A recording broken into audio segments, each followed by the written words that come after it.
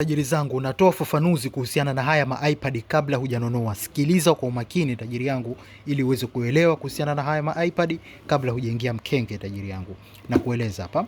Kitu cha kwanza unaponunua haya iPad tajiri yangu, kitu muhimu zaidi ni version tajiri yangu. GB wala sio kipengele kwenye haya madude.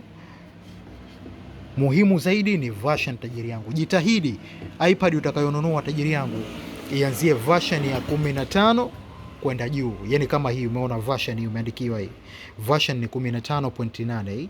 Kwa hiyo kadri inavyoanzia version ya 15 kwenda juu, basi hapo sio mbaya. Unaweza ukaweka hela yako kwa sababu hiyo bado itakuwa inapokea iCloud na itakuwa inapokea application.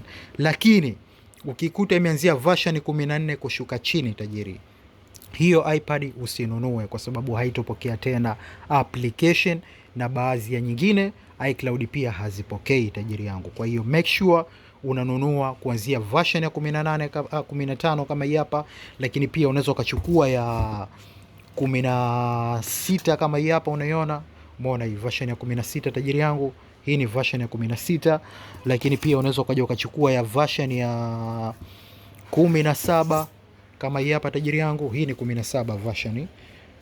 Hisi umeona inavyokuwa version ya 17, lakini pia kama utapata ya 18 kama hivi, sio mbaya. Hii ni version ya 18.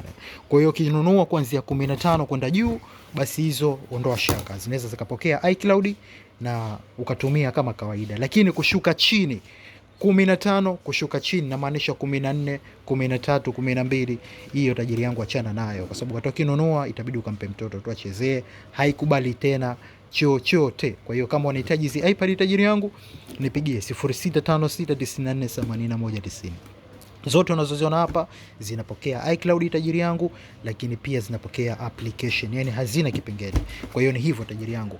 Zingatia hayo kabla hujanunua iPad yako. Kama unahitaji piga simu 0656948190. Mchina Mwanzo Zanzibar, njoo chague yote unahitaji, hazina kipengele tajiri.